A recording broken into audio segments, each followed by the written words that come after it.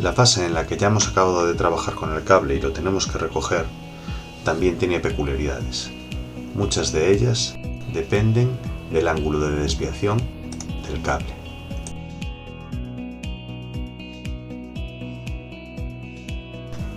Si durante su enrollamiento el cable no excede los límites del ángulo de desviación, se enrollará paulatinamente acostándose al lado de la vuelta de cable anterior con una fricción mínima.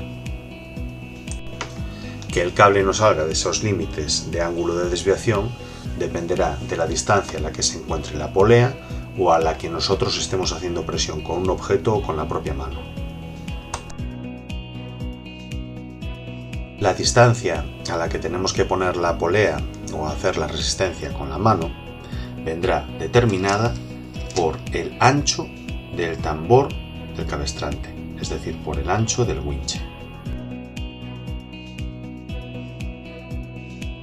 Si nos acercamos una distancia demasiado corta, el ángulo con el que recogemos será muy abierto y entonces los cables harán mucha presión en el centro.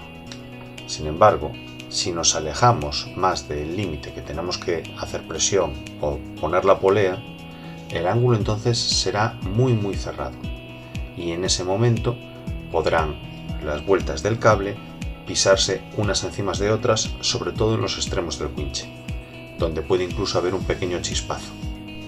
Aunque en este último caso es cierto que los rodillos de salida del propio winche suelen evitar que el ángulo sea muy pequeño.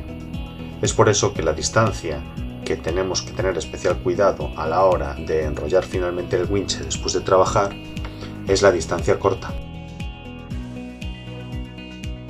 El ángulo de salida variará dependiendo de si el tambor es liso o si el tambor es acanalado. Como podéis ver aquí, en el caso de tambores lisos está entre 1,5 y 0,5 grados, y si fueran acanalados, lo cual es poco común en forestal, tendríamos entre 2 grados y 0,5 grados. De esa forma, cuando nosotros metemos aquí 0,21, tal como ya estaba, nos va a dar una distancia de enrollado máxima y mínima. ¿Qué significa esto de distancia de enrollado? Es la distancia desde la que se enrolla. Es decir, nosotros, la polea de reenvío, la primera polea de reenvío, o a la hora de recoger la presión con la mano para darle presión al cable para que se enrolle de una forma contundente, que haga un buen paquete, tiene que ser como mínimo 4 metros. Lo vamos a marcar aquí para que lo veáis. Y como máximo 12. Esto en un tambor que tiene un largo de 0,21, es decir, de 21 centímetros. Si nosotros tuviésemos un tambor de 1 metro, la distancia mínima sería de 19 metros.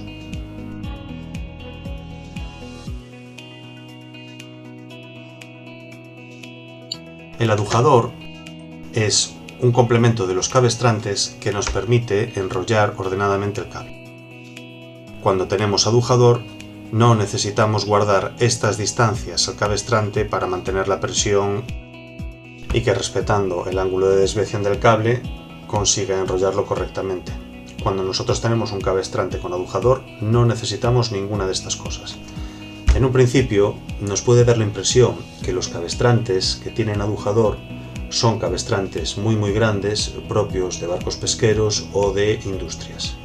Pero la realidad es que en algunas máquinas forestales, como procesadoras forestales, se les implementan grandes cabestrantes que están capacitados de un montón de poleas donde reenviar el cable y finalmente un adujador que ordena perfectamente el cable en el tambor.